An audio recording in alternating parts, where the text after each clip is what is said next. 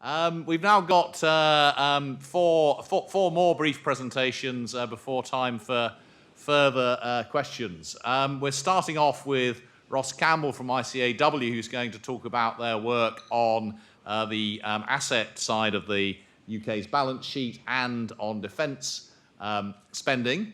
Then, just to be diverse, we're going to get another Ross, Ross Warwick, who will be from the IFS. He'll be talking about overseas aid spending.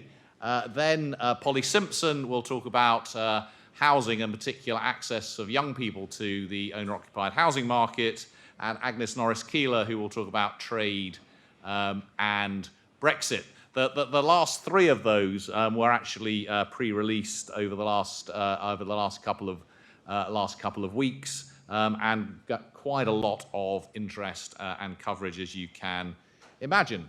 So without further ado, I'll hand over to the first Ross.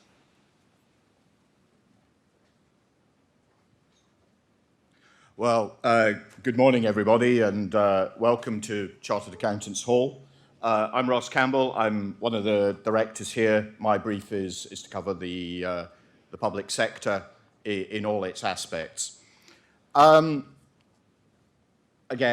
an enormous pleasure to participate in the IFS Green Budget, and together with my co-author, Martin Wheatcroft, we're very pleased to have made a sort of an accountancy-based view contribution to this epic work that Paul and his team managed to produce every year, for which enormous credit. We've heard quite a lot this morning about some of the pressures the government's under, the fact that you probably can't declare an end to austerity and maintain other current policy positions. Something's got to give somewhere. So as an accountant, my immediate thought is to turn to the balance sheet and the asset side of the balance sheet, see what we've got in the books to meet the liabilities. Of course, here's the thing about balance sheet reviews. They're like buses. Nothing for ages, and then three come along all at once. As Treasury are doing one as well, and you've probably all seen the work of the IMF that's come out recently. Our view is based on the whole of government accounts, and it's drawn from the most recently published version in March 2017. And as we can see, looking at the left-hand side, the liabilities outweigh the recorded assets by some margin. In fact, just over 2.3 trillion. If you're interested in the liabilities, we wrote quite a good chapter about that last year. It's in the 2017 Green Budget. But looking at the assets, when we break down the assets and we look what's in it, about 1.2 trillion of that is fixed assets used in the delivery of government services. And by far and away, the majority of that, slightly over 50%, are infrastructure items, mostly roads, railways, the water utilities in Scotland and Northern Ireland. A fair chunk is land and buildings. Now, of course, an awful lot of those land and buildings are schools, hospitals, the military estate, government office buildings in Whitehall, Newcastle, Leeds, many other places, and are actually intrinsic to the delivery of services. So, not in all cases readily saleable, nor indeed the other large item, military equipment, which is used, of course, for the purpose of defence. I think turning slightly to the chunk that we've not broken down, the truth is, of the remaining 600 odd billion, it's a split of investments, and quite a lot of that is the student loan book, working capital, the things we actually need to run government, and 122 billion of working capital is taxes owed. That's an asset, just not collected yet. When we turn to financial assets, again, there are things like the IMF special drawing rights. And actually, post the Gordon Brown sale of our gold holdings, only 10 billion of the government's balance sheet on the asset side is made up of gold. London is one of the cities with the largest accumulations of gold in it, but relatively little of it belongs to the British government. and obviously looking at how the assets are growing, capital expenditure, we actually don't spend a huge amount in this country on capital investment. It is about 2.8% of national income, about 55 billion a year, additions to the whole of government accounts in 2016-17, which is actually about 9% lower than 2009-2010. Now, of course, that is set to rise by 13 billion between 16-17 and 2021. But actually, relatively little of that is actually allocated yet. For example, in 2021, only 3 billion of additional expenditure has been allocated, and that's for HS2 mostly. So we're not adding to the asset base at any great rate. Now, talked a little about lots of balance sheet reviews coming along at once. HMT is undertaking a systematic review of the balance sheet. And really, I quite hope that this goes beyond just simply seeing what we've got in the cupboard that we might be able to sell. Because what the government really needs to put in place is a proper asset management strategy and actually really start to think how it manages its asset base, not just to deliver public services, but for long-term value. Because I think, speaking particularly as an accountant, I think we've been a bit remiss in our duty to the public in this space. And I think we could do a lot better. I think, when you look at how public assets are managed, you have to actually start saying, well, are we doing the right thing simply by paying down the national debt any time we've got some free cash flow, we've got some free receipts from assets? Should we actually be funding things differently?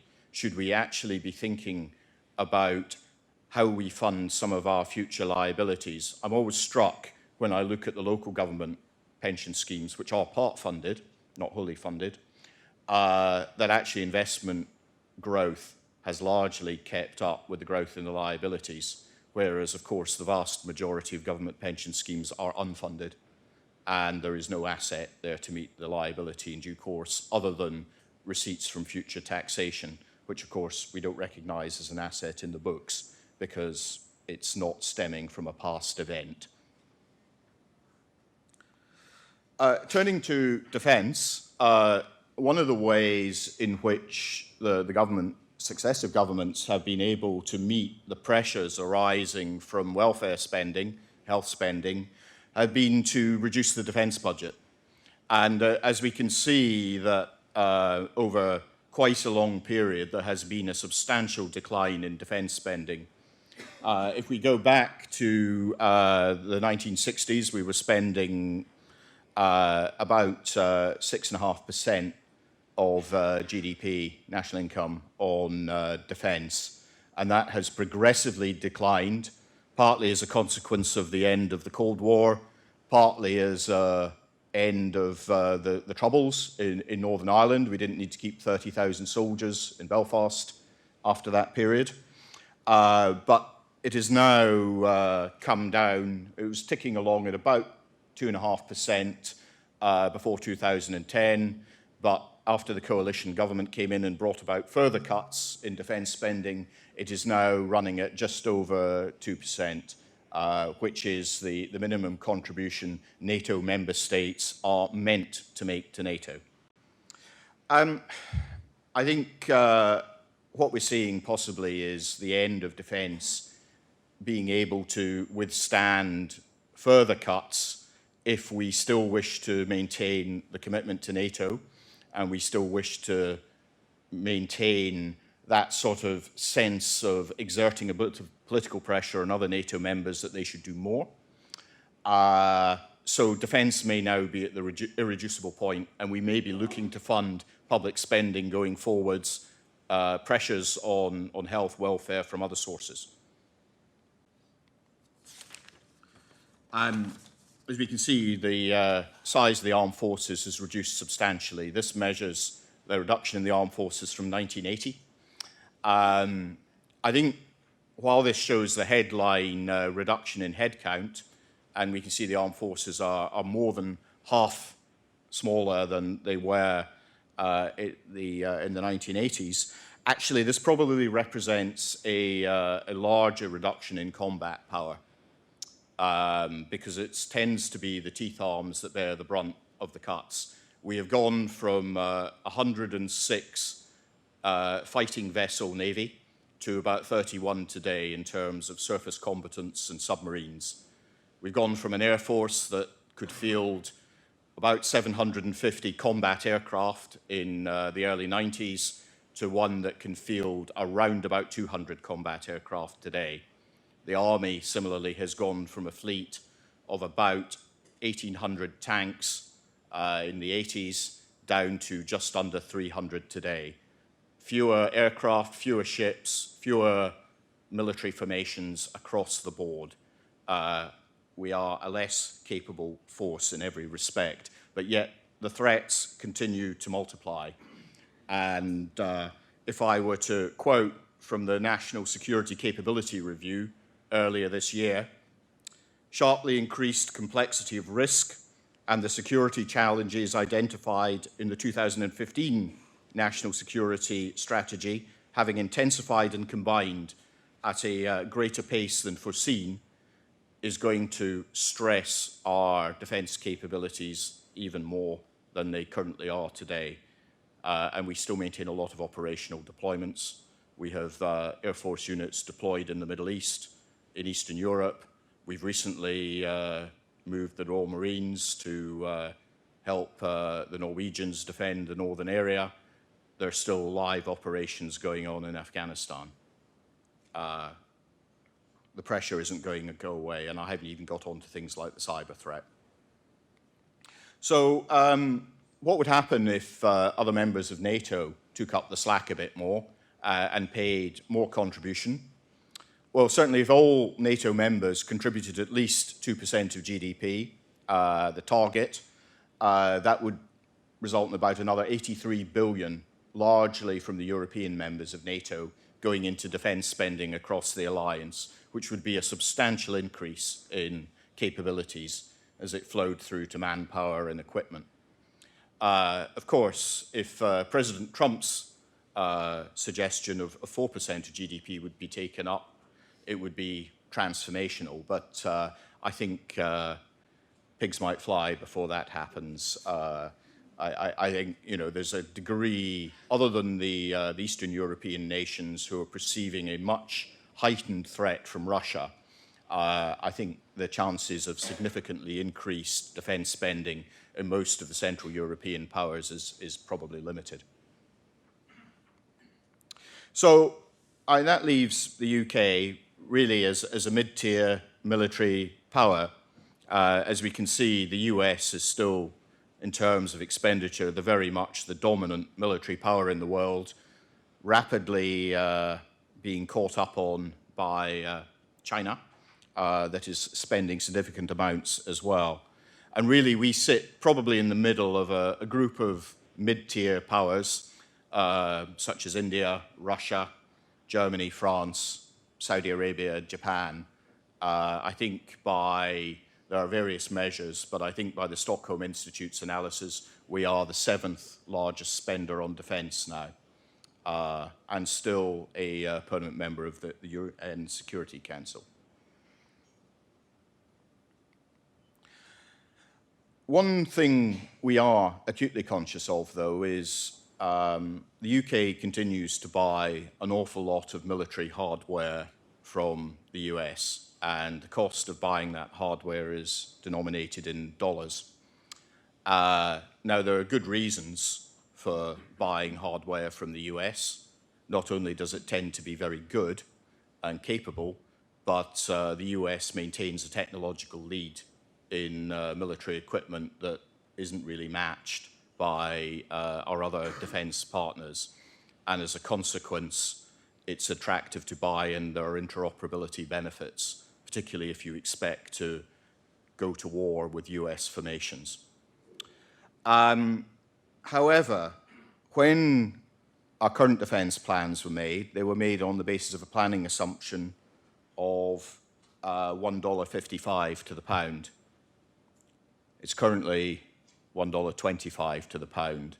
And that has essentially added an extra 4.6 billion to the cost of the equipment program in MOD, the 10-year equipment program.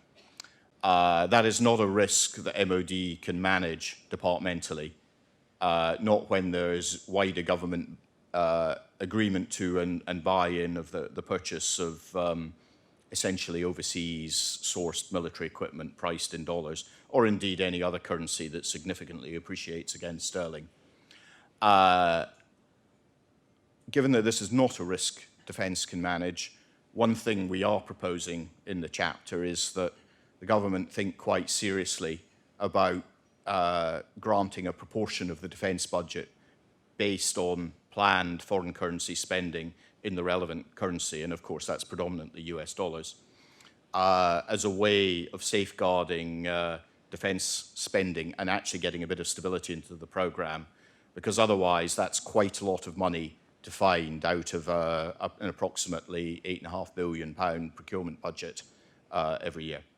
So the sign at the back of the room is flashing red at me, which means I think I have run exactly to time. So in best military promptitude, I will stop there and hand over to the next speaker. Thank you very much.